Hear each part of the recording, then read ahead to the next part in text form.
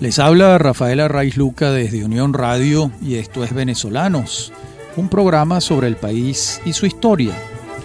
En la continuación de esta serie sobre grandes médicos venezolanos. Hoy vamos a comenzar con Samuel Darío Maldonado, quien nació en 1870 en Ureña y murió en Caracas en 1925, de modo que es un hombre que vivió 55 años.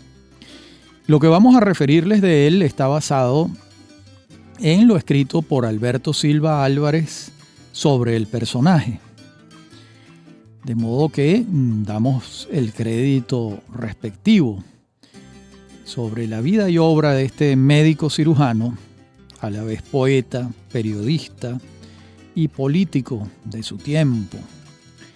Estudió bachillerato en Cúcuta y en Pamplona, un hecho muy frecuente entre la gente del Táchira venezolano, cuya relación con el departamento del norte de Santander en Colombia es muy estrecha, además histórica, de modo que muy frecuentemente quienes se formaban en estos territorios se desplazaban hacia Pamplona, donde ha sido fama que hay institutos de educación primaria y secundaria bastante buenos, y allí estudiaron muchos de los tachirenses. Luego, al graduarse de bachiller, Samuel Darío Maldonado se traslada a Valencia, en Venezuela, y allí se va a graduar de médico en 1893. Les recuerdo que a finales del siglo XIX era frecuente que en distintas ciudades del interior de la República existiesen colegios universitarios donde se estudiaban carreras universitarias, y muchas veces algunos de esos estudiantes validaban sus conocimientos en la Universidad Central de Venezuela y en otros casos no. El caso de Samuel Darío Maldonado es que egresa de ese colegio en Valencia en 1893 y de inmediato se va a ir a los Estados Unidos a especializarse en otorrinolaringología y oftalmología. Va a estar allá entre 1894 y 1898.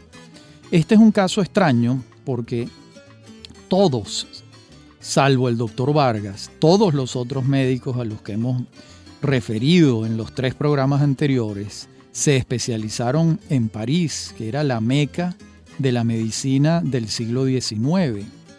Este caso de Samuel Darío Maldonado especializándose en los Estados Unidos va a ser premonitorio probablemente de los cambios que van a ocurrir en la medicina norteamericana y cómo esa medicina se va convirtiendo a lo largo del siglo XX en un imán muy poderoso para la formación de posgrado de muchos médicos venezolanos, quienes ya dejan de ir a París, a Francia, y se especializan en los Estados Unidos. En esta serie que venimos haciendo, este es el primer caso de un médico venezolano que se va a especializar allá, en otorrinolaringología, una de las palabras más largas de la lengua castellana, y en oftalmología. Y al regresar en 1899, cuando ya ha llegado al poder Cipriano Castro, es hecho preso. ¿Por qué? Por una vieja enemistad entre la familia Maldonado y Cipriano Castro, tachirense también. De modo que uno de los primeros que paga los platos rotos va a ser un vástago de la familia, Samuel Darío Maldonado. Va a ser liberado 2 años después, en 1901, y se va al exilio, pero no hemos podido saber dónde transcurre ese exilio. Y tampoco hemos podido precisar en qué hospitales de París, Berlín y Viena trabajó y se formó Samuel Darío Maldonado en esos años en los que también estuvo en los Estados Unidos. De modo que esos 4 años, del 1894 a 1898, no solo se va a especializar en los Estados Unidos, sino también va a ejercer en hospitales de París, de Berlín y de Viena.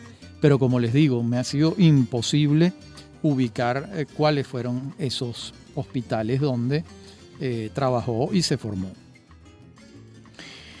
Bien, ese exilio también es relativamente largo porque se va en 1901 y va a regresar en 1908, cuando ya Cipriano Castro ha sido sustituido por su compadre y vicepresidente Juan Vicente Gómez en el poder. Y bueno, como todos ustedes saben, Castro viaja a Berlín precisamente a tratarse de una afección en los riñones y no regresa nunca a Venezuela. Y su compadre y gran amigo Juan Vicente Gómez toma el poder en 1908 y lo va a abandonar con su muerte en 1935. De modo que con el regreso o con el inicio de la dictadura del general Gómez, Maldonado puede regresar a Venezuela y de hecho es particularmente distinguido por Juan Vicente Gómez porque lo nombra ministro de Instrucción Pública. Y en esas tareas va a estar Samuel Darío Maldonado entre 1908 y 1910. Este es un caso frecuente que adversarios de Cipriano Castro después fueron ministros o embajadores de Juan Vicente Gómez. Gómez hizo hincapié en esto como para, entre otras cosas, marcar las diferencias entre sus amigos y sus enemigos. Es decir, los enemigos de Cipriano Castro no eran necesariamente los enemigos de Juan Vicente Gómez, sino todo lo contrario. Eran en algunos casos sus colaboradores, como es esta situación de Samuel Darío Maldonado. Al abandonar el Ministerio de Instrucción Pública, regresa al ejercicio de la medicina y lo vamos a hallar ejerciendo en algunas regiones de los Andes, en Cúcuta y en Pamplona. Y advertimos una vez más que la relación de Maldonado, tachirense, de Ureña, con Cúcuta y Pamplona fue estrecha y toda su vida. Digamos que era lo natural, porque la metrópolis de alguien que nace en Ureña es más probable que sea Cúcuta o Pamplona que San Cristóbal incluso, porque hasta más cerca me parece que quedan Cúcuta y Pamplona. Y como hemos dicho antes, pues particularmente en Pamplona, donde históricamente han habido unos colegios de gran prestancia, de gran calidad académica. En este periodo en que Maldonado regresa a la medicina, va a ejecutar varias intervenciones quirúrgicas de importancia. Voy a dar la lista de algunas de esas intervenciones quirúrgicas de importancia que adelanta Maldonado. Trepanación de los senos esfenoidales por vía nasal, raspado de las cuerdas vocales, corrección del estrabismo con avanzamiento y reyección, operación de Stack en la mastoiditis supurada y operación de Janssen para la sinusitis frontal. Y estas ambas fueron realizadas en Colombia. En esa época introduce una modificación en el oftalmoscopio e inventó un bajalengua con cierre automático, según nos informa Alberto Silva Álvarez, como hemos venido diciendo desde el principio. En 1911 lo vamos a tener fundando la Oficina de Sanidad Nacional, que entonces dependía del Ministerio de Relaciones Interiores y había sustituido la Dirección de Higiene y Salubridad Pública, que había sido creada en 1909 por Pablo Acosta Ortiz, un gran médico del que ya referimos vida y obra en un programa anterior. En esa Oficina de Sanidad Nacional Samuel Darío Maldonado va a encabezar unas campañas públicas que le valen una gran consideración como sanitarista en Venezuela. Desde allí va a emprender una campaña contra la viruela, contra la fiebre amarilla, contra la malaria, la disentería y la peste bubónica. Y allí va a estar hasta 1914 al frente de esas campañas sanitarias en Venezuela, que son de la mayor importancia en su momento y muy comentadas. Luego lo vamos a hallar ya en actividades políticas, designado gobernador del territorio del Tamacuro en 1919. Caramba, no se imagina lo que ha debido ser del Tamacuro en 1919.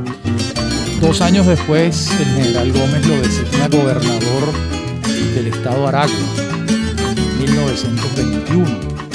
Y 4 años después lo sale electo dentro de las elecciones de su tiempo como senador por el estado Táchira, su estado natal, en 1925.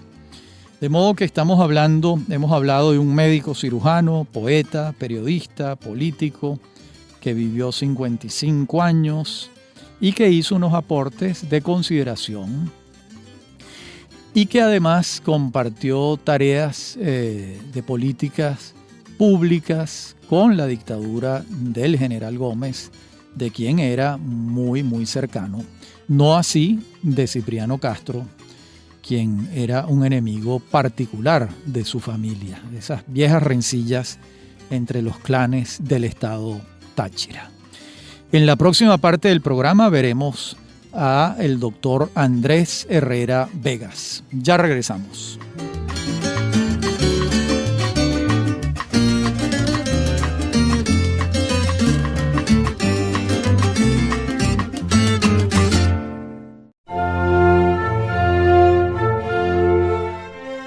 Les decía en la parte anterior del programa que en esta revisaríamos la hoja de vida del doctor Andrés Herrera Vegas, un caraqueño que nace en 1871 y muere en 1948. Vive unos 78 años y se le considera el pionero de la lucha antituberculosa en Venezuela. Me voy a basar en lo dicho por Leopoldo Briceño Calcaño, el doctor Briceño, actualmente presidente de la Academia Nacional de Medicina. Herrera Vegas se va a graduar en la Universidad Central de Venezuela en 1895, a los 24 años. Toda su vida profesional ejerció en Caracas, salvo unas etapas donde está fuera de Venezuela, ya que al graduarse se va a trabajar en hospitales de Francia, de Suiza, de Italia y de España, a formarse allí como médico de la mano de estupendos galenos en estos países europeos. Y va a regresar a Venezuela. Y en 1902 lo vamos a hallar como director de Higiene y Estadística Demográfica del Distrito Federal. Y allí va a estar hasta el año 1909, durante 7 años, con quien desempeñaba en ese momento la gobernación del Distrito Federal en tiempos de Cipriano Castro. Desde esa dirección de higiene y estadística va a tener una catadura directa de los problemas sanitarios de Venezuela y seguramente la tuberculosis se le va a presentar como uno de los flagelos más importantes. De hecho, en 1905 va a fundar la Liga Venezolana contra la Tuberculosis y en 1906 será el fundador del dispensario antituberculoso en Caracas. De modo que desde muy pronto el doctor Herrera Vegas va a enfrentar y a consagrarle prácticamente toda su vida de médico a la lucha contra la tuberculosis. Lo vamos a hallar en el año 1904 junto a muchos otros como individuo de número de la Academia Nacional de Medicina. Está entre los fundadores de la academia. Y luego en 1910 vamos a hallarlo viajando de nuevo a Europa a ponerse al día. Allá va a estar durante unos meses, quizás un año, reanudando contactos con médicos con los que se había formado antes, poniéndose al día en los adelantos. Estará básicamente en París. Y luego lo vamos a hallar entre 1914 y 1918, cuando funda y dirige el Sanatorio Antituberculoso de Guaracarumbo. Es un vocablo indígena, Guaracarumbo.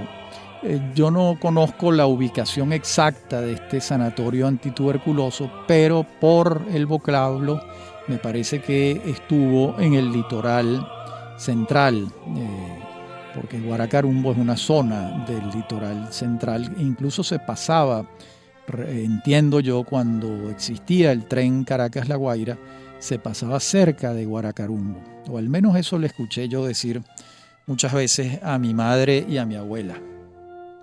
De modo que de allí supongo que ese sanatorio antituberculoso estuvo por allí. En esa época el doctor Herrera Vegas va a fundar y a dirigir el periódico La Lucha Antituberculosa. Va a estar al frente de este esfuerzo periodístico entre 1905 y 1913, siempre dentro de las campañas que él emprendió contra la tuberculosis en Venezuela.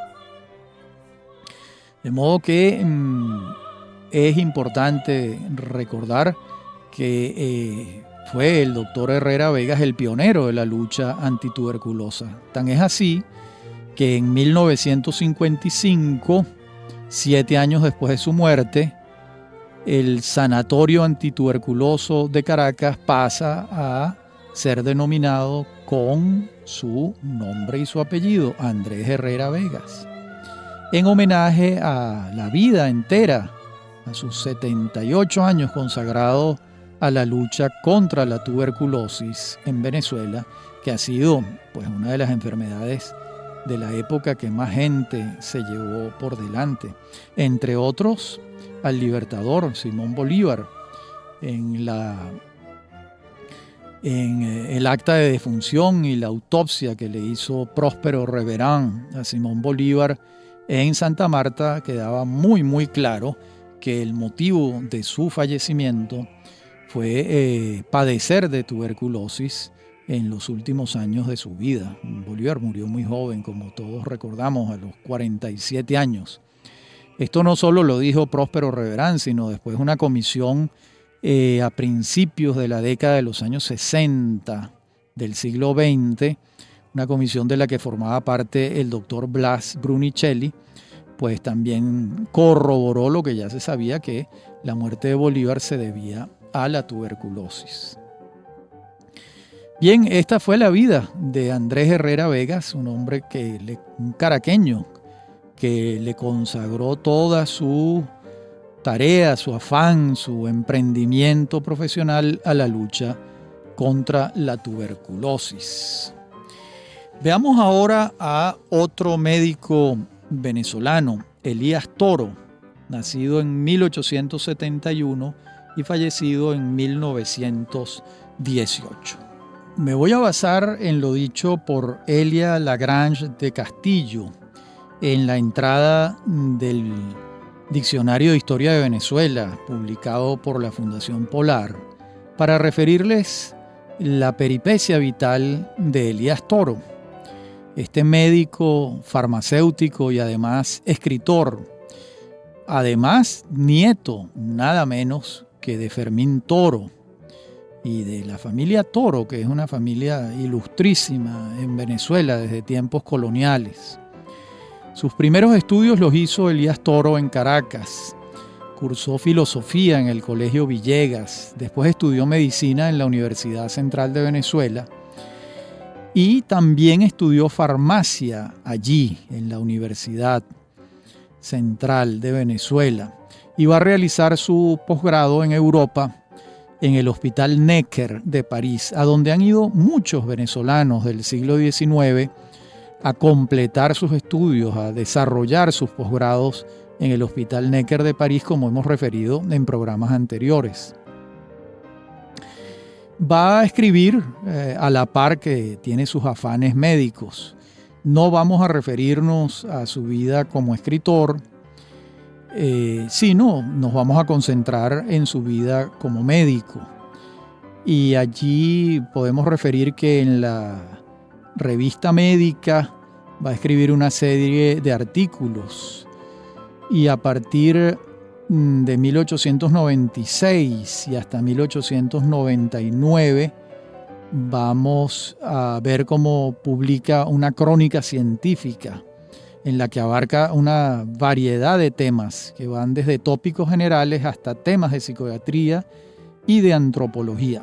De hecho, va a ser designado profesor titular de la Cátedra de Antropología en la Universidad Central de Venezuela. Recordemos que en estos tiempos la carrera de antropología no existía en nuestra primera casa de estudios y estas tareas de introducción de la antropología en Venezuela van a tener al doctor Toro como uno de sus pioneros. Y esas clases se van a publicar con el título de Antropología General y de Venezuela Precolombina. Esto se va a publicar en 1906. Va a ser designado médico y naturalista de la Comisión de Límites con la Guayana Británica.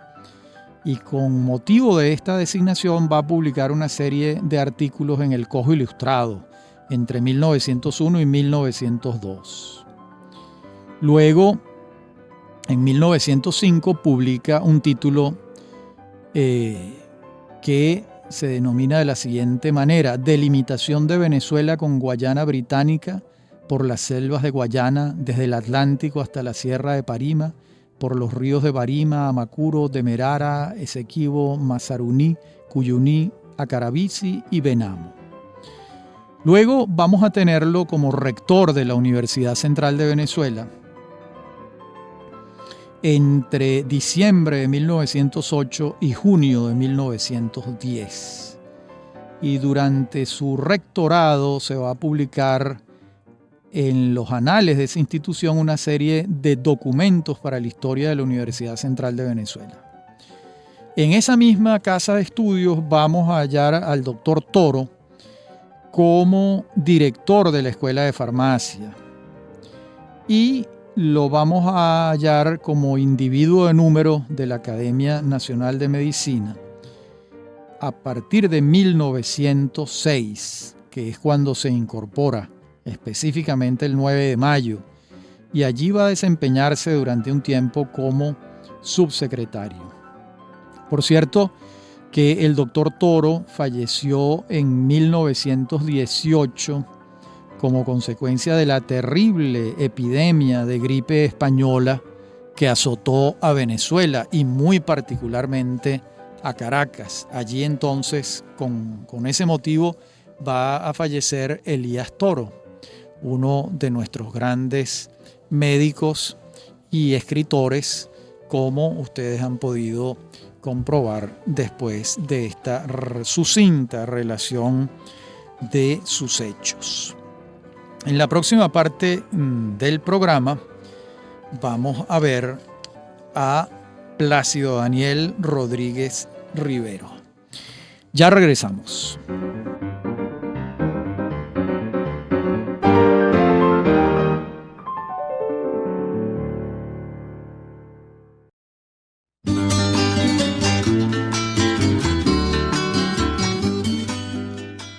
En esta parte del programa vamos a referirnos a un yaracuyano, al doctor Plácido Daniel Rodríguez Rivero, y nos vamos a basar en lo escrito por Alberto Silva Álvarez. Estamos hablando de un sanfelipeño que nació en 1876 y murió en 1939. Un hombre que vivió 63 años. Y nace en San Felipe y muere en Caracas. Estudia la primaria y el bachillerato allá en su San Felipe natal y además se titula de agrimensor público en 1889, antes de graduarse de médico, cosa que va a ocurrir en 1897 en la Universidad Central de Venezuela. Durante esos estudios de medicina va a ser médico interno escogido por concurso en los hospitales civiles del Distrito Federal. Y luego lo vamos a tener de regreso a su San Felipe natal y a Barquisimeto. Y allá va a estar trabajando entre 1897 y 1910. Va a estar trabajando como médico en San Felipe, Yaracuy y en Barquisimeto. Y va a participar en los combates de la Revolución Libertadora entre 1901 y 1903. Y luego se va a ir a París, como prácticamente todos los médicos de su generación, y allá va a especializarse. Va a especializarse en París durante unos buenos cuantos años hasta que regresa a Venezuela. Y lo vamos a hallar en Puerto Cabello, donde va a vivir entre 1914 y 1921. Allá va a fundar una casa de salud, una clínica se diría hoy en día. Y va a fundar una revista médica que se tituló Acosta Ortiz, en homenaje a Pablo Acosta Ortiz, el larense. Y va también a ejercer el doctor Rodríguez Rivero el cargo de director del Hospital Municipal de Puerto Cabello durante unos cuantos años. De modo que esos 7 años entre 1914 y 1921 van a desarrollarse en esta ciudad a la orilla del mar. No deja de sorprender, ¿verdad?, que en Puerto Cabello en esa fecha hubiese una revista médica, que hubiese pues una clínica privada fundada por él, un hospital municipal, digamos, porque que haya un hospital y una clínica, pues bien, pero una revista médica ya es como mucho, es sorprendente, ¿no? Digo, para el desarrollo que tenía Puerto Cabello para estos años. Después vamos a hallar al doctor Rodríguez Rivero en Caracas y va a ser rector de la Universidad Central de Venezuela entre 1928 y 1935. Fíjense un detalle interesante, muchos de los médicos que hemos referido en estos 4 programas que llevamos han sido rectores de la Universidad Central de Venezuela. Yo creo que si se examina la nómina de rectores de la universidad, hay una mayoría sustanciosa de médicos como rectores. Esto ha debido ocasionarse, entre otras cosas, a que el primer rector fue el doctor Vargas, el rector de la Universidad Metropolitana. Y después ha ocurrido porque el claustro universitario, que es el que elige al rector por medio de comicios electorales, en su mayoría está integrado por médicos, porque entre la Facultad de Medicina es de las más grandes de la universidad. Digo yo, por encontrarle una explicación a esta circunstancia en la que muchos de los médicos que hemos revisado en este programa en esta serie de programas, hayan sido rectores de la universidad. Va a fundar la revista Archivos de Historia Médica Venezolana entre 1934 y 1938. Y su particular atención a lo largo de estos años de su vida en la historia médica venezolana llevan a varios autores conocedores de este tema del que venimos hablando a calificarlo como el fundador de la historia de la medicina en Venezuela. Esto lo que quiere decir es que fue uno de los primeros, si no el primero, que se dedicó a historiar la medicina en Venezuela y a publicar libros en tal sentido. De modo que ese es un tema importante. ¿Qué libros publicó el doctor Plácido Daniel Rodríguez Rivero en este sentido? Pues voy a mencionarles algunos. Apuntaciones para la historia de la cirugía en Venezuela. Eso se publicó en 1930. También Historia de la epidemia de cólera en Venezuela entre 1854 y 1856. Y el más importante de él en materia de historiografía médica, que es Historia Médica de Venezuela hasta 1900. Ese es un libro publicado en 1929 por los hermanos Parraleón Editores. También está publicado La primera trepanación craneana practicada. Eso lo publicó muchos años después el Congreso de la República, basado en una publicación de 1932. Pero a los efectos de nuestro programa, el que lo consagra como uno de los pioneros de la historia de la medicina en Venezuela es este título, Historia Médica de Venezuela hasta 1900. El doctor Plácido Daniel Rodríguez Rivero, quien también va a incorporarse como individuo de número de la Academia Nacional de Medicina y también de la Academia Nacional de la Historia, de modo que vamos a tenerlo como individuo de número de dos academias, en una por sus saberes médicos y en otra por sus contribuciones muy particulares a la historia de la medicina en Venezuela, que le ha valido la calificación de pionero de la historiografía de este sector profesional de la vida venezolana. Hasta aquí los hechos de Plácido Daniel Rodríguez Rivero. Vamos a ver ahora un personaje prácticamente mitológico en Venezuela, que es Rafael Rangel. Tenemos que decir que el doctor Rangel no fue doctor porque no se graduó de médico. Sin embargo, sus aportes y su personalidad fue tan apreciada que uno lo consigue por donde lo busque en materia de medicina en Venezuela sin haberse graduado, como vamos a advertir claramente.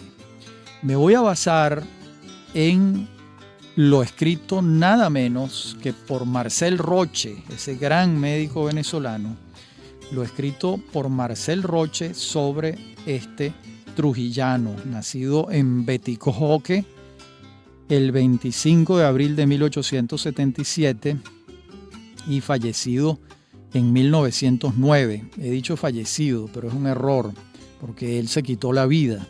Se suicidó el 20 de agosto de 1909. Este hombre va a ser calificado por Roche como científico e investigador que se dedicó al estudio de las enfermedades tropicales. Dice Roche que era hijo de Eusebio Rangel y de Teresa Estrada, y fue reconocido por su padre y criado por su madrastra. Su madrastra se llamaba María Trinidad Jiménez de Rangel. Aunque no tenía gran fortuna, la familia Rangel era relativamente acomodada por los negocios que tenía Eusebio, su padre. De modo que esto lo deja muy claro Marcel Roche, porque circuló la leyenda de que provenía de una familia pobrísima, cosa que Roche demuestra que no es cierto. Era una familia acomodada. Dice que Rangel fue un alumno aplicado desde temprana edad y va a graduarse de bachiller en 1896 en filosofía en la Universidad del Zulia. Y en septiembre de ese mismo año, 1896, va a ingresar como estudiante de medicina en la Universidad Central de Venezuela. No se sabe por qué precisamente, pero Rangel solo estudió hasta tercer año de medicina y abandona los estudios. Dice Roche que eso ocurrió impulsado por su gran amor al laboratorio y a la investigación.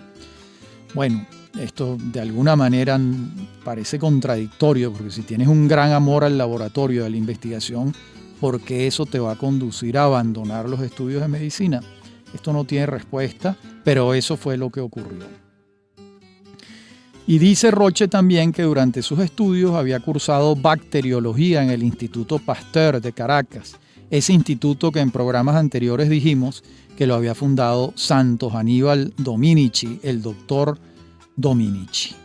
En la próxima parte del programa seguiremos con la vida breve de Rafael Rangel y una vida mitológica, porque se tejen todo tipo de leyendas en relación con su vida, los motivos de su muerte, su condición social, el color de su piel, etcétera, etcétera.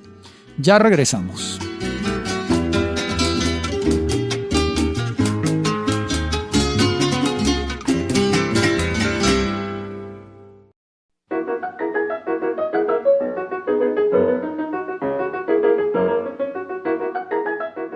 Venimos hablando de Rafael Rangel, a quien nos hemos estado refiriendo como el doctor Rangel, y es inexacto. Pero bueno, es la costumbre, porque incluso los médicos se refieren a él así, aunque él llegó hasta tercer año de medicina y no se graduó de médico. Sin embargo, como les decía, trabajó en el Instituto Pasteur de Caracas bajo la dirección de Santos Aníbal Dominici, y luego en 1897 es nombrado asistente del laboratorio del doctor José Gregorio Hernández, quien va a ser su segundo maestro y su mentor. Su primer maestro fue Dominici y José Gregorio va a ser su siguiente maestro y su mentor. Y allí va a terminar de familiarizarse con las técnicas de microbiología y va a iniciar sus investigaciones con un tema relacionado con la fisiología del sistema nervioso. Vamos a tener que en febrero de 1901 se aprueba la creación del laboratorio del Hospital Vargas y en 1902 Rangel es nombrado como el primer director del laboratorio del Hospital Vargas. Sin ser médico, ha debido tener unas enormes calificaciones para detentar un cargo de esta naturaleza.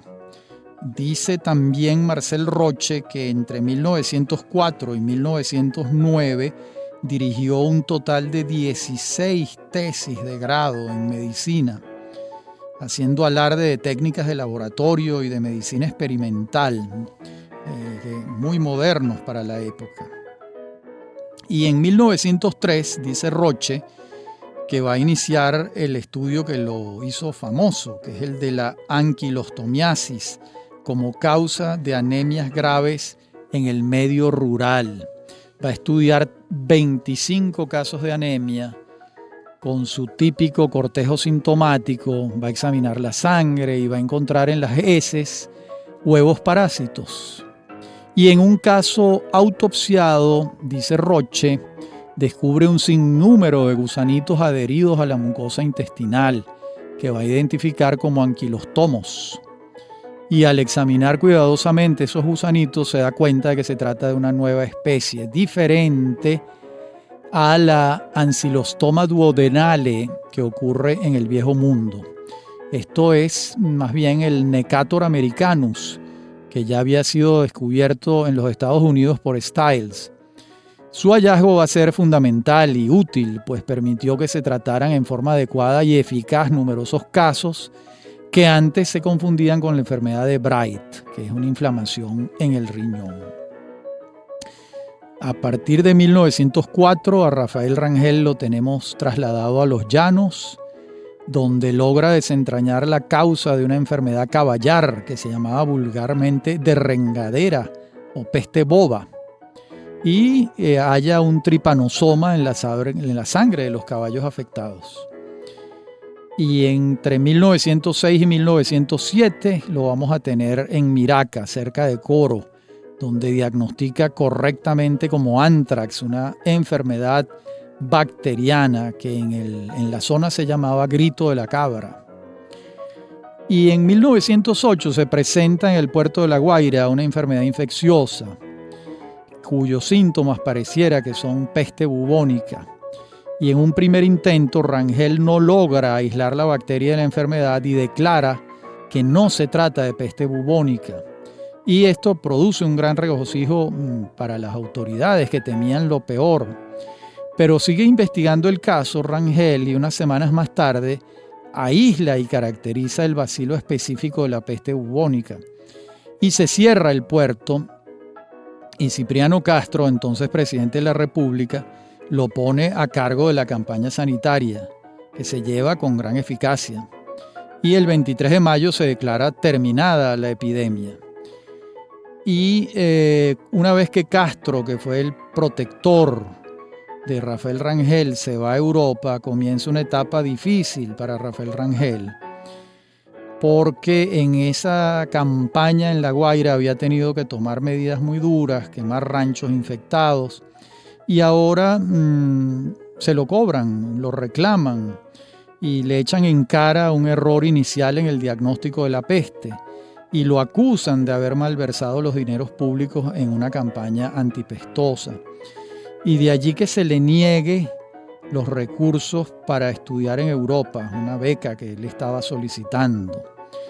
Y a partir de aquí es que se teje toda una tradición, una leyenda, según la cual le negaron esa beca porque era de color. Esto, digamos que se corrió de boca en boca, pero no hay una comprobación fehaciente de que eso haya sido así. Lo que sí es cierto es que al ser sustituido Castro por Gómez, Rangel pierde su protección oficial y se deprime, sin defensa oficial, atacado por sus amigos y sus enemigos, y pierde la paz de su laboratorio, le da una depresión y en su propio laboratorio, vestido con una bata blanca, decide tomar cianuro y morir, y apenas tiene 32 años de edad. Dice Marcel Roche, que fue un adelantado de la ciencia en Venezuela, lo califica de fundador de los estudios de parasitología en el país. Bien, y sus restos reposan en el Panteón Nacional desde el 20 de agosto de 1977. Probablemente es uno de los hombres más jóvenes, que duró menos, es decir, que apenas viviendo 32 años está en el Panteón Nacional. Este es Rafael Rangel y este es nuestro cuarto programa de grandes médicos venezolanos. En este nos hemos dedicado a Samuel Darío Maldonado, Andrés Herrera Vegas, Elías Toro, Plácido Daniel Rodríguez Rivero y Rafael Rangel. Y bueno, como siempre ha sido un gusto hablar para ustedes. Soy Rafael Arraiz Luca y esto es Venezolanos, un programa sobre el país y su historia. Me acompañan en la producción Inmaculada Sebastiano y Fernando Camacho, y en la dirección técnica Fernando Camacho. Y a mí me consiguen en mi correo electrónico rafaelarraiz@hotmail.com y en Twitter @rafaelarraiz. En nuestro próximo encuentro seguiremos con esta serie de grandes médicos venezolanos. Hasta nuestro próximo encuentro.